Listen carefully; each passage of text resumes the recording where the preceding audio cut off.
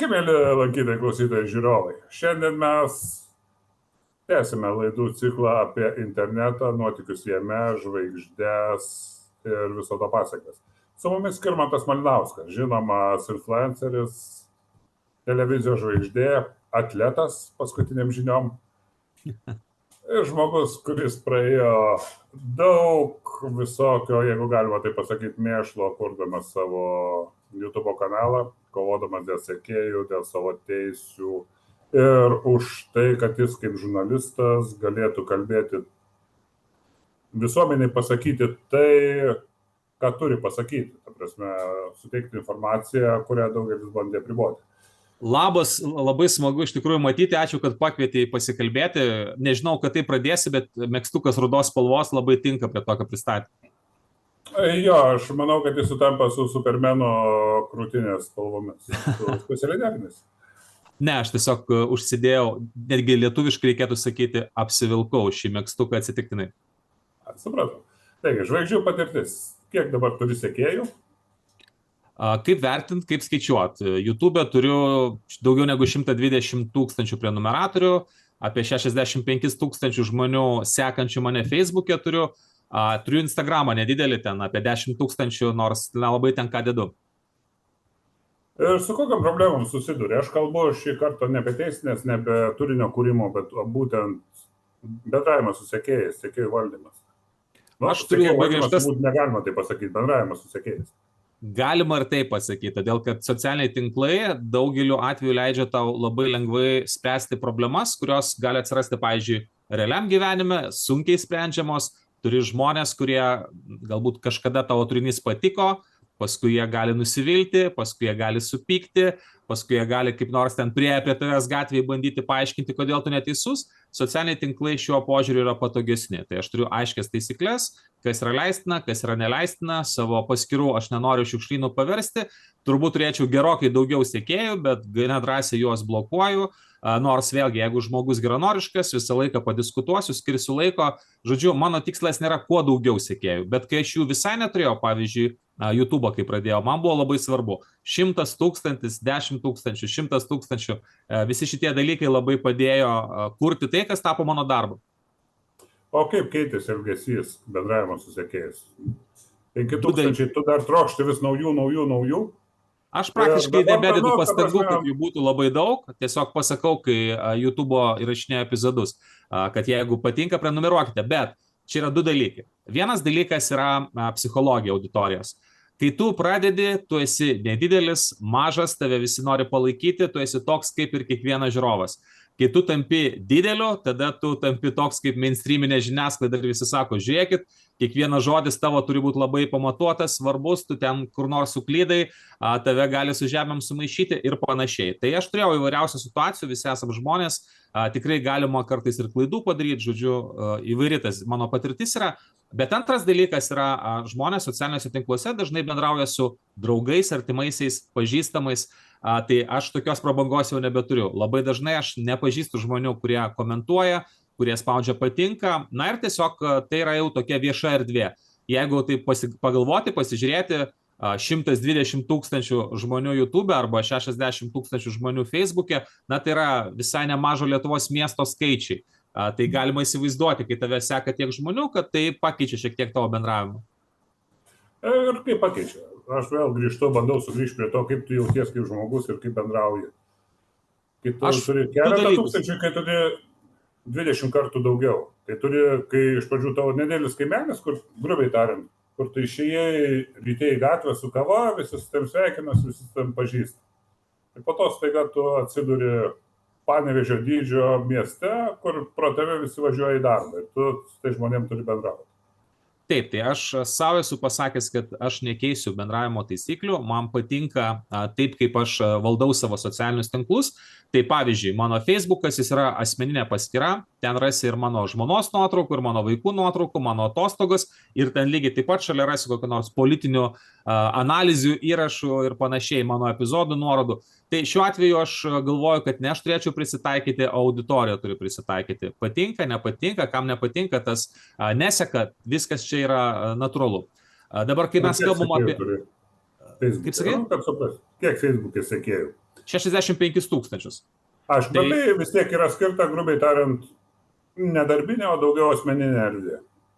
Aš nebesvertinu ar asmeninė ar darbinė, nes aš suprantu, kad labai socialiniai tinklai yra susiję. Tai jeigu tu dedi kažkokį turinį, pavyzdžiui, nuorodą į savo epizodą į Facebooką, jį tikrai pažiūrės daugiau žmonių. Kartais galbūt neverta spamint, nes žmonės atbunka, nebenori spausti patinka, galvoja, kad tai yra tiesiog brukalas kažkoks. Tai pasitaupai kartais įdomesniam epizodam, bet šiaip po įrašų, nežinau, įdėjau visai neseniai laidą, kur aš ten tiesiog sportuoju, 1000 žmonių paspaudė patinka. Smagu. Didžiosios dalies iš jų nepažįstu. Bet dar vienas aspektas, tai yra, kalbant apie YouTube'ą, tai yra iš tikrųjų mano darbas, tai taip, tenai aš neturiu tokios galimybės kaip Facebook'e bendrauti, taip yra komentarai, galima atsakyti, bet ten skaičiai yra svarbesni, jie yra didesni, YouTube'as stengiasi, kad tas tavo turinys pasiektų kuo daugiau žmonių, auditorijos. Tai va, tai man patinka, kad tenai iš tikrųjų skaičiai greitai nekrenta, nors irgi jie yra mažesni negu kažkada buvo. Ir bet kuris kūrėjas, kuris gyvena iš savo turinio, visą laiką galvoja, ar tu dar įdomus, ar tu dar aktualus, ar tu neatsibodai, arba tu visų nesuerzinai. O minėjai taisyklės, kokios jos? Mano taisyklės labai paprastas. Jokių įžeidinėjimų, jokių keiksmažodžių ir trolinimo. Trolinimas yra toks klausimas, kuris daugiausia abejonės sukelia, nes labai sunku atskirti, kada žmogus ateina ir geranoriškai kažko klausia arba nesupranta, ir kai žmogus tiesiog į tavo lūpas deda tai, ko tu nesakei, tave bando įvelti diskusijas, kurios atima daug laiko, bet tu ten pralaimėsi iš anksto, nes tu paprasčiausiai paneiginėsi melą. Ir jeigu aš matau, kad žmogus, visą laiką galima paklausti, ar ne? Galima paklausti, ar jūs esate įsitikinęs, kad toks ir toks faktas yra tikslus. Ir tu gali pasigūglinti, pasižiūrėti, galbūt suklydai, padėkoti, jeigu tau parodė. Ir galima sakyti, jūs esate toks bukas ir kvailas, kad jūs net tokio elementaraus fakto nežinot, tai iš karto supranti, kad žmogus neatėjo tave pataisyti, žmogus atėjo tave pažeminti. Tai šitoje vietoje aš labai ramiai viską žiūriu, jeigu man atrodo, kad žmogus peržengia ribas, juo labiau, kad yra tikrai buvo laikas, kai buvo daug visokiausių įžeidimų ir panašiai, aš juos visus tiesiog blokuoju ir žmonių gyvenimas pasidaro lengvesnis, jie manęs nebemato ir aš jų nebematau. Ir tiesą pasakius, niekada nesigailėjau, kad taip dariau, nesu politikas, auditorijos nereikia ko didesnės, kad už mane kažkas balsuotų. Yra žmonių tiek, kiek yra, jeigu net ir jūsų mažės tragedijos neatsitiks. Ir kiek blokuoji per dieną? Per dieną turbūt sunku skaičiuoti, bet mes kalbam apie 1000 žmonių, kurie buvo užblokuoti kažkada. Kažkada su Algiu Ramanausku kalbėjom, pas jį labai panaši situacija. Ir čia, man atrodo, labai priklauso nuo turinio, nes jeigu tas turinys yra toks aštresnis, tai visą laiką atsiras žmonių, kurie ateis ir tiesiog pabandys kažkokiu būdu tave pažeminti. Ir vėlgi, aš visiškai ne prieš, aš galiu laikyti smūgį, jeigu žmonės ateina su argumentais. Bet jeigu žmogus ateina tiesiog, pavyzdžiui, paaiškink man, kodėl tu sakai tai, o žinau, kad aš to nesakau. Tada tokia klasikinė frazė mano būna. Aš jums duodu 5 minutės pateikti citatą, kur aš tai pasakiau. Jūs negalite pateikti, reiškia, jūs trolinat, reiškia, mes atsisveikinam. Jeigu žmogus pateikė, visi mato, tai yra vieša, aš atsakau. O kiek susiduri su tokiais vadimais laiko degintojais, kurie, tarsi jie nepiktybiniai, tarsi jie netrolina, nepuola įžeidinėti, bet jie bando įtraukti tokią beviltišką diskusiją apie kažką. Aš nežinau, ar tai yra blogai. Šiaip daug žmonių socialiniuose tinkluose ateina užmušti savo laiko. Ir kartais tai daro turiningiau, kartais mažiau turiningai. Aš matau, kad yra žmonių, kurie tiesiog nori bendravimo. Kažkam iš tikrųjų yra įdomu tiesiog pabendrauti su manimi, kažkas ateina su labai dalykiškais pastebėjimais. Bet aišku, aš bendrai matau, kad socialiniai tinklai atima labai daug laiko. Ir jeigu aš anksčiau tam skirdavau kiekvieną dieną, kaip šventai, Facebook'e po įrašą, po 2 ir dar skirdavau laiko komentuoti, tai aš dabar būna, kad keletą įrašų per savaitę įdedu ir man to visiškai pakanka. Kodėl? Todėl, kad aš galiu tą likusį sutaupytą laiką skirti epizodui, skirti kažkokiem kitiems savo darbam arba šeimai. Nežinau, galbūt su amžium tai atėjo, nusistovėjo tam tikra auditorija, jinai yra pakankamai stabili ir nebėra tokio didelio streso, kad kuo daugiau tos auditorijos surinkti arba kuo labiau nenuvilt dabartinės. Ta prasme, tiesiog darai, kas tau tinka ir taip nelabai galvoji. Neduok Dieve 500 atsisakys sekimo. Manęs atsisako daugiau negu 500, tai būna, kad po tam tikrų įrašų daugiau negu 1000 sekėjų nukrenta, aš tą pats pastebiu. Pavyzdžiui, mano ta garsioji istorija su Vilniaus viešuoju transportu, kai preliminarų sutarčių nevertinau ir padariau didelę klaidą, tai ten žmonių labai daug atsirašė ir nebeprenumeravo. Ir buvo labai daug žmonių, kurie tiesiog atėjo agresyviai pasinaudoti tą situaciją. Tai aš į tai žiūriu labai ramiai. Vėlgi, paskui tų sekėjų skaičius užauga, bet sekėjų skaičius savaime nėra kažkas tokio. Aš nepardavinėju reklamos, aš nedarau kažko, kas tuos sekėjus turėtų kaip nors patenkinti ir panašiai. Tai yra, jeigu jiem įdomu, aš asmeniškai labai gerai, smagu, jeigu jie pasižiūri mano video, tai man yra labai labai gerai. Džiaugiuosi, kad turiu kažkokį skaičių patronų ir iš to galiu iš esmės gyventi. Bet vėlgi, tai neamžina, aš puikiai suprantu, kad irgi gali daug keistis situacija. Tai va, tai jeigu taip atsitiks, kągi, ieškosim kitų darbų. Čia nieko garantuoto tikrai nėra. Bet paskutinis dalykas, jeigu tu turi savo asmeninius socialinius tinklus, tai tu turi tenai diktuoti taisyklės. Jeigu tu tuos tinklus atiduodi savo auditorijai, paverti tai rietenų vieta, tu leidi save įžeidinėti, ten dėti kažkokius nepadarius dalykus ir panašiai, ir sakai, kad tai yra žodžio laisvė ir nuomonės laisvė. Tai be jokios abejonės labai greitai žmonės, kurie iš tikrųjų pripratę truputį prie kitos diskusijų kultūros, pas tave nebesirodys. Tai bus tiesiog šiukšlynas. Aš, ta prasme, turi kontroliuoti pats. Neleis auditorijai valdyti už tai, nes auditorija yra labai skirtinga. Be jokios abejonės. Ir čia dar vienas dalykas, kai tu pradedi arba kai tu turi nedidelę paskyrą, tau kiekvienas komentaras yra svarbus, tau kiekvienas laikas yra svarbus. 100 laikų surinkti po įrašo atrodo labai daug.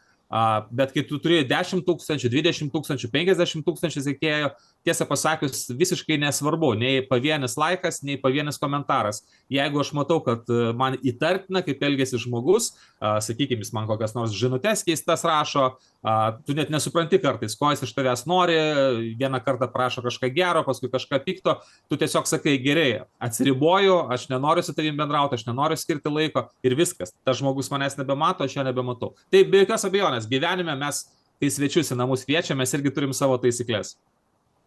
O užblokuoti žmonės dažnai pas to būna atblokuoti, prašo, kreipiasi.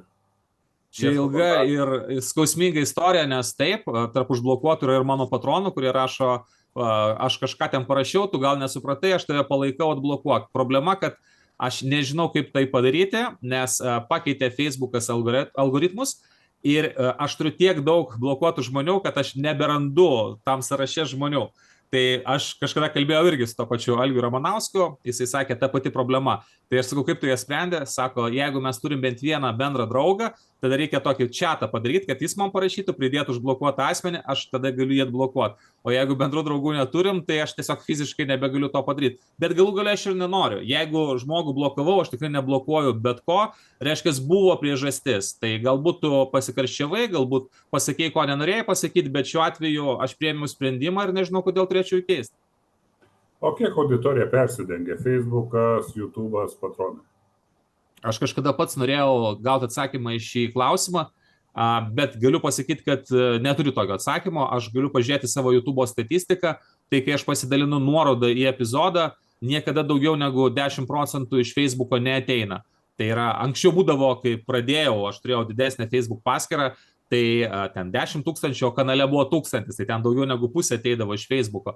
Dabar tai yra nedidelė dalis ir aš suprantu, kad tiesiog taip veikia Facebookas konkuruodamas su YouTube'u, kad galbūt nedaug žmonių pamato.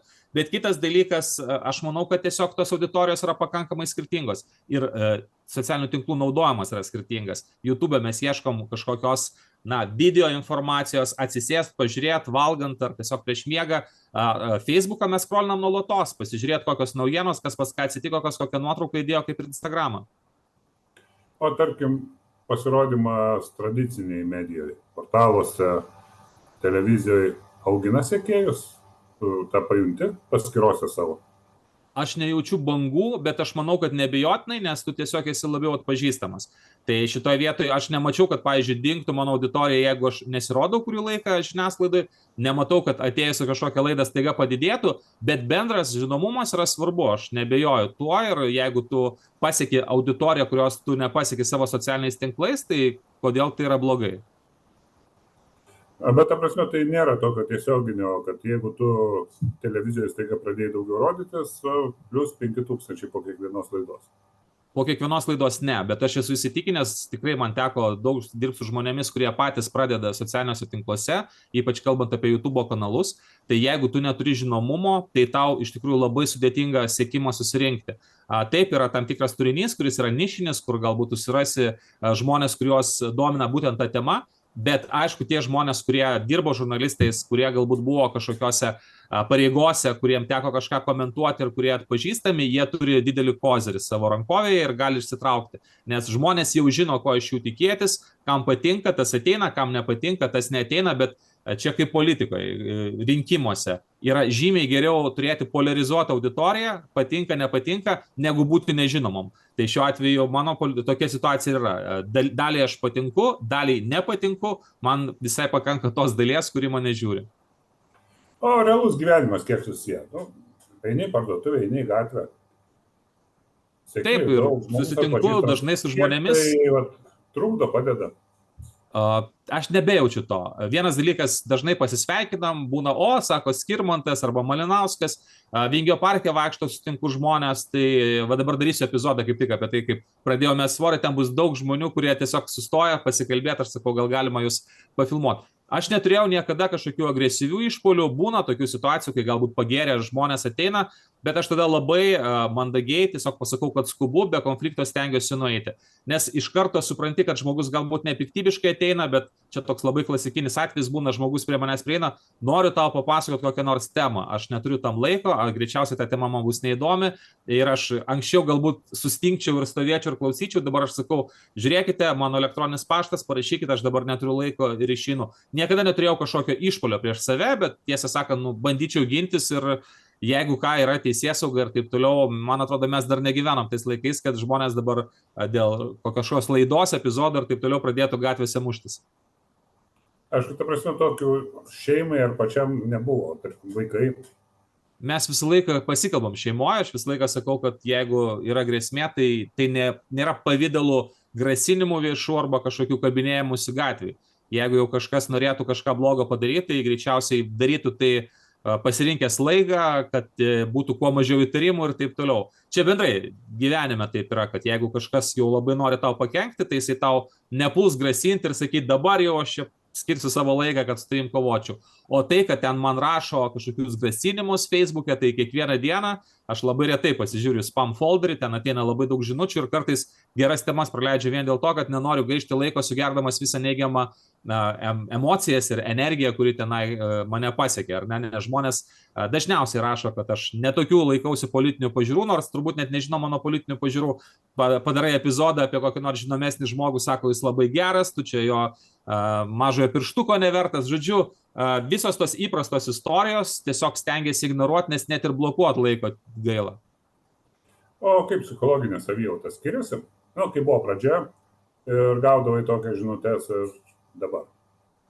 Man tikrai psichologinė savijauta nėra problema. Priminsiu, kad man kažkada teko dirbti premjero patarėjo ir jeigu kas nors yra buvęs politinėse pareigose, ne opozicijai, tai jis puikiai žino, kad jisai sulauks labai daug kritikos, visi bus nepatenkinti, nuo iki ir mokytojai kaip ir dabar yra nepatenkinti, ir kitos specialybės, ir pareigūnam per mažai, ir tu ten kažkur kažką pasakei, kažkokio dėmesio neparodai. Žodžiu, aš prie to pripratau, užsiauginau storą odą, aš atsimenu, kai būdavo prezidento kampanija, kur dalyvavo Skvernelis ir pakeldavo ranką žmonės ir sakydavo jam, o kodėl jūsų patarėjas mane Facebook'e užblokavo? Tai man būdavo žiauriai juokinga, bet tiesiog pripranti, aš prieidavau prie tų žmonių ir sakydavau, žiūrėkit, mes dabar mandagiai bendraujam, aš jūsų niekada neužblokuočiau, jeigu mes tai būtume bendravę ir socialiniam tinkle. Bet jeigu jūs mane atėjote įžeisti, užpulti ir taip toliau, tai nesupykit. Ir antras dalykas, nežinau, kodėl jums gaila, kad aš jūs užblokavau. Tai aš užsiauginau storą odą, dabar aš labai stipriai apie tai negalvoju, dirbau žurnalistu ilgai, tai turiu tokį, nežinau, įprotį, kad reikia mažiau kreipti dėmesį į kas tau ką blogo sako, kas ten tau kažką grasina, reikia koncentruotis labiau į darbą. Aš ta prasme, žmogui, kuris nepraėjęs viso to, neturi to patirties kaip tu, gali būti pakankamai sudėtinga, kai jis patenka į tą Facebooką ir priima pakankamai asmeniškai. Du dalykai. Vienas dalykas, jeigu tu kalbi apie žmogų, kuris apskritai pradeda socialiniuose tinkluose, tai aš jam visą laiką sakau, kai mes kalbam, pavyzdžiui, su studentais ir taip toliau, o kiek jūs turite to sekimo socialiniam tinkle, tai dar vadinama socialiniu kapitalu. Tai jeigu tu apskritai turi 100 sekėjų arba draugų, kurie yra tavo artimi giminaičiai, klasiokai, ten bendra klasė ar bendradarbiai, tai yra visiškai normalu, bet tiesą pasakius, tu nesusidursi su tomis problemomis, su kuriomis susiduriu aš. Dabar pirmas klausimas, ar tau to žinomumo reikia? Jeigu to žinomumo reikia, tada reikia kažkokios strategijos, kaip tu pasieksi to žinomumo, ką tu dėsi, kas bus tavo auditorija ir taip toliau. Žmonės, kurie pasiekia tam tikro žinomumo, tada jau susiduria su problemom, apie kurias nepagalvoja. Ir tos problemos gali būti pačios įvairiausios. Na, pavyzdžiui, viena iš tokių problemų, aš esu viešas asmuo. Tai vėlgi kiekvienas apie mane gali kalbėti, rašyti, buvo visokiausių irgi variantų, kur galbūt aš kaip privatus asmuo niekada su tokiam problemom susidūręs nebūčiau. Bet tai yra ir pliusai, ir minusai. Ir trečias dalykas yra, jeigu tu jau gyveni iš savo žinomumo, jeigu tai yra tavo darbas, tai be jokios abejonės į tai reikia žiūrėti kaip į darbą, kokie yra auditorijos lūkesčiai, kokie yra tavo paties lūkesčiai ir tiesiog tą darbą dirbti. Nori tu to ar nenori. Jeigu aš dabar pasitraukčiau iš visų socialinių tinklų, tai tiesiog, nežinau, reikėtų galvoti, ką daryti toliau. Eiti kažkur dirbti į Maximos kasą ar panašiai. Aišku, pasitraukti, kaip suprantu, neplanuoju ir kasą eiti irgi. Pagyvensim, pamatysim. Šiaip nieko nėra pastovaus, kasoje dirbti irgi nėra nieko labai gėdingo. Kaip tik, sakyčiau, žmonės daro gerą darbą. Aš manau, kad būtų ir kitų užsiėmimų.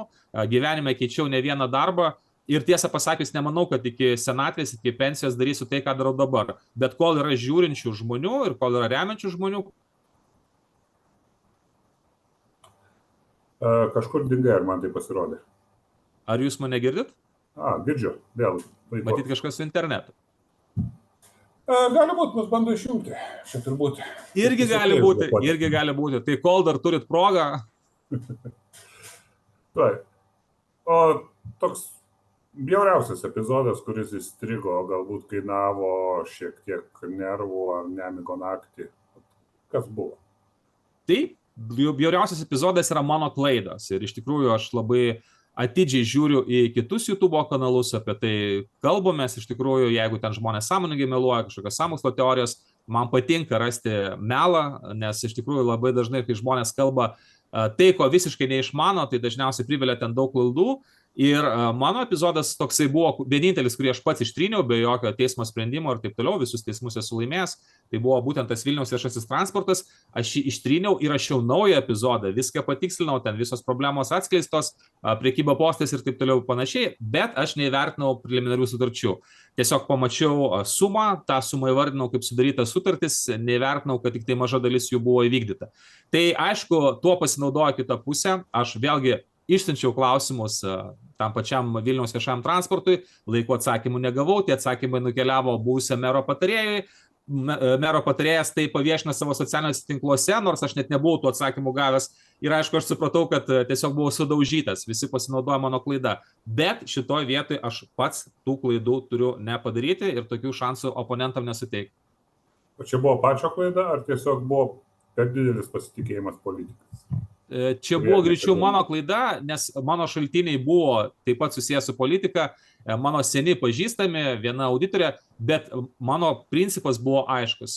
Man atnešė temą, aš neleidžiu tas temos sukramtyti, už mane padaryti ir taip toliau. Aš ją pasiėmiau ir dariau. Ir vienintelis dalykas, kurio aš neįvertinau, tai yra, kad galbūt mano tą rezultatą tyrimo reikėjo dar kažkam papildomai parodyti. Aš vengiu tai daryti, vengiu atskleidinėti, kokios bus temos ir aš tiesiog su tuo nesusidūręs, padariau klaidingas išvadas. Nes aš mačiau skaičius, aš palyginau tai su kitom savivaldybėm, bet aš neįvertinau, kad būtent yra toks dalykas kaip preliminarios sutartys ir tiesiog reikėjo tai pasakyti epizode ir būtų jokios problemos nebuvo, nes ten tikrai ir kitos problemos buvo paliestas. O tarkim, tas atvejis, kai buvo pakankamai iš artimų giminaičių puolimas įvairiais būdais ir liečia tą patį Facebooką. Tai čia Respublikos atvejis, kuris buvo labai įdomus, nes jis buvo susijęs su tai visa Šviniaus epopėja, Šviniaus advokatai tą straipsnį naudoja prieš mane teisme, o teisėjas sakė, kad net neverta į tai kreipti dėmesio ir kažką atsakinėti. O taip, aš turiu antros eilės dėdę, savo mamos pusbrolį, kuris yra Vitas Tomkus, ir tiesiog jisai pasipiktino tuo, kad aš kritikuoju Respubliką. Pas mane dirbo tuo metu komandoje Raimondas Lencevičius, buvęs Respublikos vyriausias redaktorius ir Vakaro žinių vyriausias redaktorius. Na ir jis nusprendė kažkokiu būdu atkeršyti man, ištraukęs istoriją visišką kliedėsi. Ten tiesiog mano močiutės palikimo klausimas ir mano močiutė jau mirusi, aš ten iš viso net nedalyvavau, tiesiog pasiūliau močiutė išspręsti teisiniu būdu tą klausimą, buvo susitarta, žodžiu, nėra net apie ką kalbėti, bet matyt Tomkui pakanka to, kad būtų galima tiesiog kažkaip užpilti šliukštalt purvo, na ir viskas, bet tai neprilipo, na visi, kas matė, skaitė, aš padariau visiškai atskirą epizodą skirtą tam, man atrodo, supranta, kiek tai yra kliedesys. Ir čia irgi yra labai geras būdas, tiesiog viešumas pateikė visus atsakymus, kai čia antrą kartą sakoma, oi, žurnalistai rašo, ką nori, meluoja ir taip toliau, man atrodo, kad visi, kas su ta istorija susipažinę, puikiai supranta, kuo tu gali pasitikėti, o kas tiesiog kliedi. Bet aš kalbu apie tai, apie kitą truputį aspektą, kad kai esi viešas asmuo, gali būti, kad ir kai kurie giminaičiai, gyvenime visko būna, arba artimi žmonės, buvę draugai, pabandys to pasinaudoti kaip savotiškų šantažų. Tai visada taip gali būti ir aš manau, kad čia ir šiaip mes turime tą situaciją, atsimenu, Dalia Grybauskaitė buvo. Gerai, Dalia Grybauskaitė, Artūras Zuokas ir panašiai, kurie ten turėjo brolius asocialius, šeimos narius, tai kiekvienas savo šeimoje turi aibę visokiausių problemų. Beje, aš jų turiu turbūt labai mažai lyginant su statistiniu lietuviu. Bet būna kažkokios skyrybos, būna kažkokios įdos, kažkas turi problemų su alkoholiu, kažkas susipyko ir taip toliau. Tai eiti ir tai kasti, tai yra absurdas. Tai tu gali, jeigu ir viešas asmuo, tu gali iš tikrųjų galbūt kažką apie jį sakyti, jeigu jis ten kažką pavogė, nusikaltimą padarė ir panašiai. Bet kažkaip lysti į apatinius ir bandyti juos viešai skelbtis, man atrodo, kad tai yra juokinga, juo labiau, kad jokios istorijos nebuvo. Tai šiuo atveju aš priimu tai, vėlgi aš esu viešas asmuo, apie mane galima kalbėti, kritikuoti, apie mane gali kalbėti draugai, pažįstami ir panašiai. Nieko čia tokio, aš nieko gyvenime nesu padaręs, dėl ko man būtų labai gėda. Bet vėlgi, iš kitos pusės, aš ir apie kitus galiu kalbėti, tai irgi yra mano duona. Tokiu atveju aš padariau epizodą apie Tomkų ir, jis man irgi nieko padaryti už tai negalėjo. Aišku, ta prasme toks tarsi atsiskaitimas, kuris greičiau turėtų būti virtuvėje ar panašioje vietoje. Galbūt, aš tiesiog kažkada sakiau... Apie tai reikia galvoti, jeigu tai nei viešum. Apie tai reikia galvoti. Ir antras dalykas, buvo ta klasikinė byla su Švinium, tai Švinius vis aiškino, kad jam nėra suteikta galimybė atsakyti. Tai jeigu tu esi tuo metu futbolo federacijos viceprezidentas, tave gaudo visi žurnalistai, tu gali padaryti spaudos konferenciją, ateis visi ir tu nesinaudoji tokią galimybę, tai ką tada verkti? Tai šiuo atveju visada tu esi viešas asmuo, būk viešas asmuo iki galo ir atsakyk į visus klausimus. Aišku. Dėkui labai. Dėkui tau. Šį kartą baigiam. Pasirodo, viešumas, žinomumas ir buvimas žvaigždė duoda ne tik saldainiukus, ne tik malonius pojūčius. Ačiū, Skirmantai, ir dar susitiksim. Dėkui tau, pasimatysim, iki.